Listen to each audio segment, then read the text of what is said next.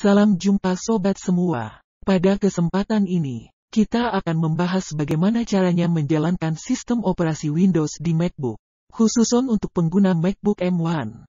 Umumnya pengguna MacBook memakai paralel desktop, VMware atau VirtualBox, untuk menjalankan Windows versi berapapun. Biasanya versi 7 atau 10. Nah, khusus untuk MacBook M1, kita hanya bisa menjalankan Windows versi ARM yang kompatibilitasnya masih terbatas. Sekarang kita mencoba menjalankan Windows versi ARM yang paling baru. Versi 11, menggunakan ACVM, yang dibaliknya menggunakan QEMU. ACVM adalah aplikasi gratis yang berfokus untuk menjalankan QEMU ARM64 di MacBook M1. Windows 11 ARM yang kita pakai juga gratis dari Microsoft.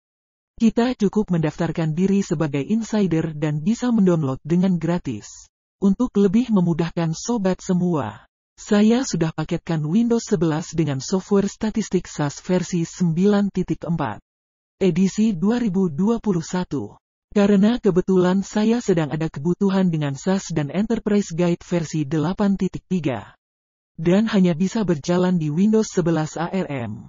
Percobaan instalasi SAS di Windows 10 ARM berhenti di awal-awal. Lebih lanjut, paketan ini sudah menghilangkan berbagai bloatware dan hal-hal yang tidak perlu, sehingga hasil akhirnya bisa dijalankan dengan CPU dual core dan memori cuma 2 GB. Silahkan download image Windows-nya di sini. Peringatan, image filenya berukuran 10 GB. Setelah diekstrak akan menjadi sekitar 30 GB. Sedangkan ukuran total image adalah 64 GB. Pastikan kapasitas penyimpan sobat semua cukup.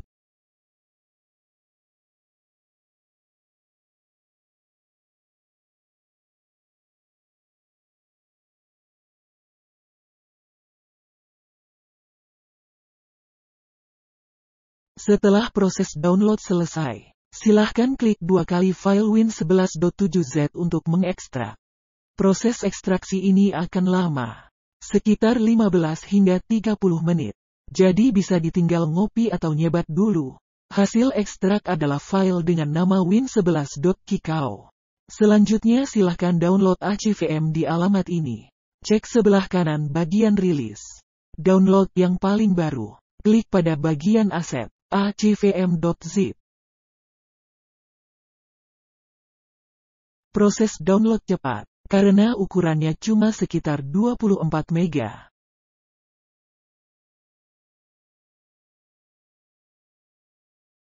Silahkan klik dua kali file acvm.zip untuk mengekstrak. Hasilnya adalah ACVM. Bisa di-drag drop ke application atau langsung dijalankan. Jika muncul warning, klik open untuk melanjutkan. Di sini saya sudah punya satu mesin virtual. Kita buat yang baru. Kali ini saya menggunakan image Windows yang disimpan di eksternal hard disk. Hal ini tidak disarankan, karena eksternal hard disk biasanya lambat dan digunakan untuk keperluan cadangan saja. Anyway, jumlah core diisi 2. Nama silahkan diisi sembarang. Misalnya Win11. Display kita pilih virt.io GPU. Sedangkan unhide kita uncek. Pada bagian disk, di sini saya menggunakan file win11.kikau yang saya taruh di eksternal hard disk. Untuk bagian network, kita biarkan default. Untuk memori, kita cukup tuliskan 2048 alias 2 GB saja.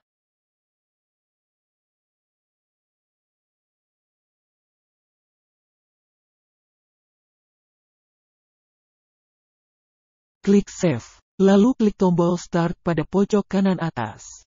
Proses booting dimulai. Karena memakai eksternal hard disk, prosesnya jauh lebih lama. Untuk diketahui, ini tidak berkaitan dengan step awal pasca instalasi. Karena image ini sudah siap pakai. Artinya semua sudah disetting dan tidak perlu langkah apapun. Hard disk yang saya pakai adalah 7200 revolusi per menit dan USB 3. Yang kalau untuk keperluan simpan file cukup cepat. Namun kita lihat di sini, untuk keperluan mesin virtual amat tidak disarankan.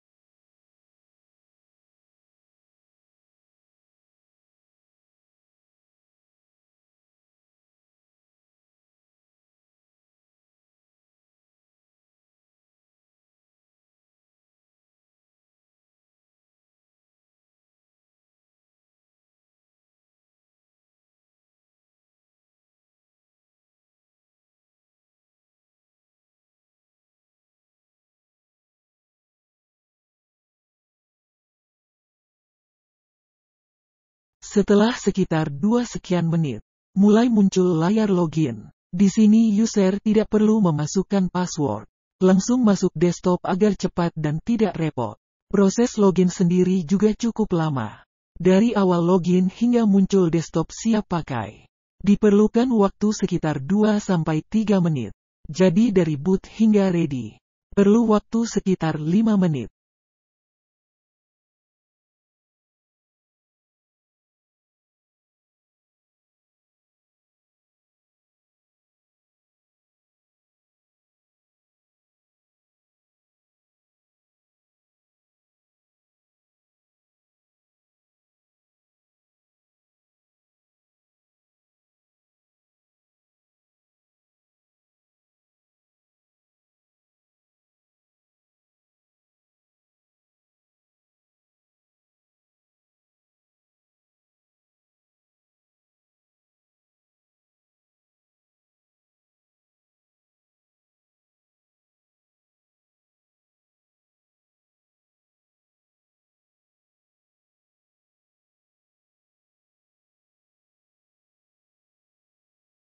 Kita eksplorasi sebentar tampilan Windows 11 lewat Explorer.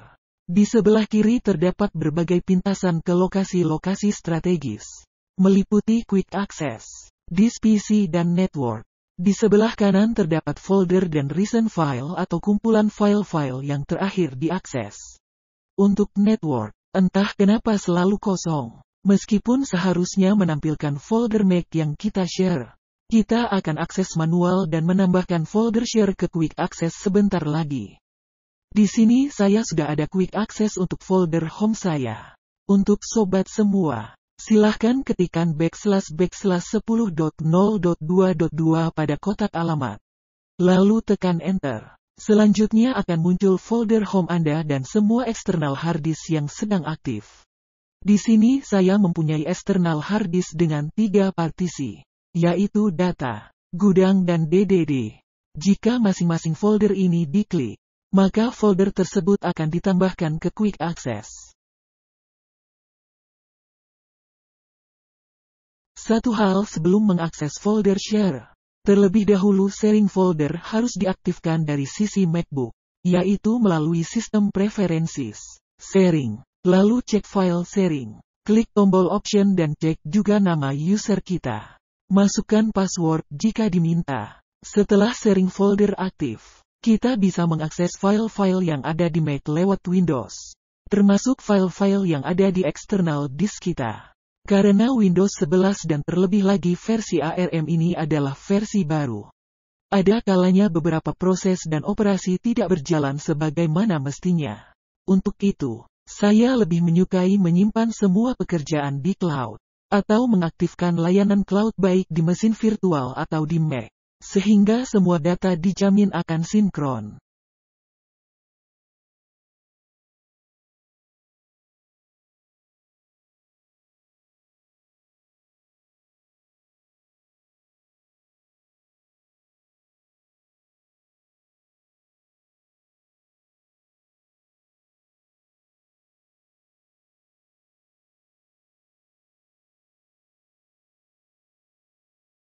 Berikutnya akan saya demokan penggunaan SAS Enterprise Guide secara sederhana.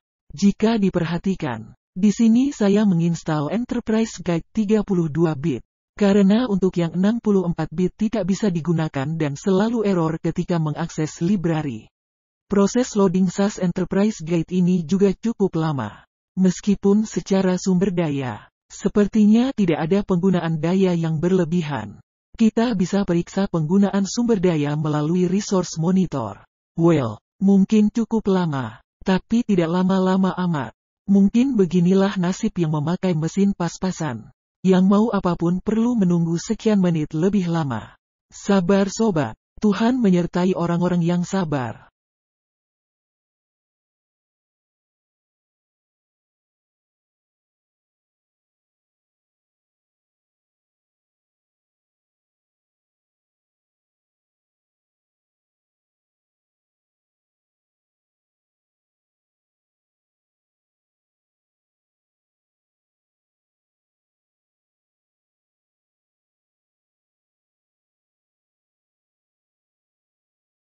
Oke, di sini saya buka kembali project yang saya simpan di folder Mac.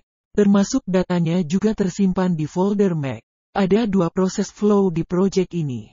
Saya jalankan proses flow yang kedua, di mana ada dua proses pada dua tabel, di mana ukuran tabel tersebut total sekitar 20 mega. Prosesnya cukup cepat, karena operasinya juga sederhana, yakni filter tabel customer dan grouping berdasar sesuatu, serta membuat grafik batang dari tabel Orion Profit. Untuk operasi yang lebih kompleks waktu yang diperlukan juga semakin lama.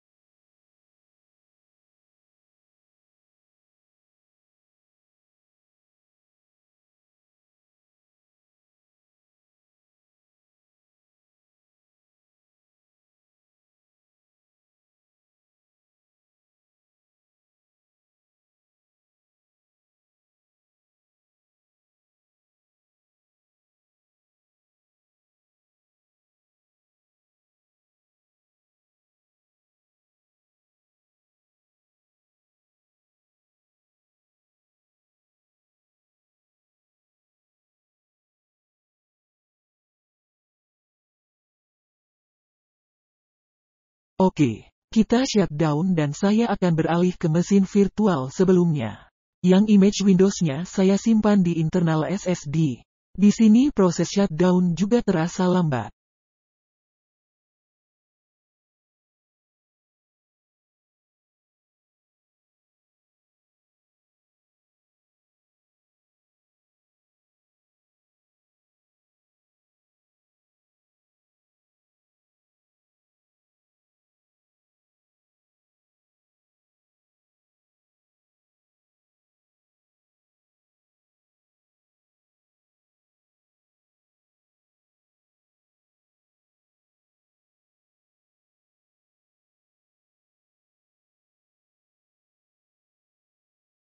Kita start mesin satunya.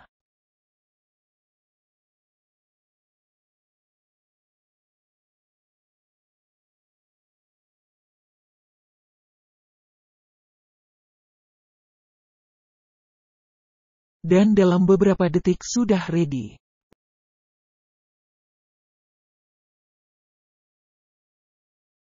Selanjutnya SAS menjalankan project yang sama.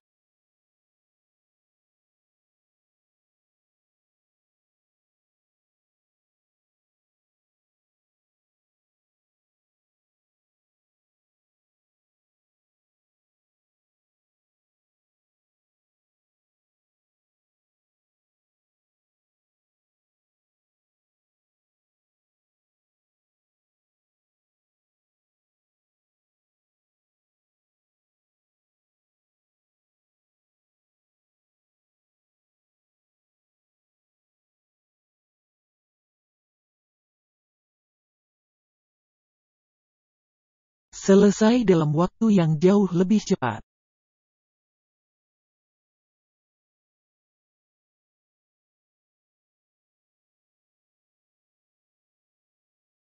Kita shutdown.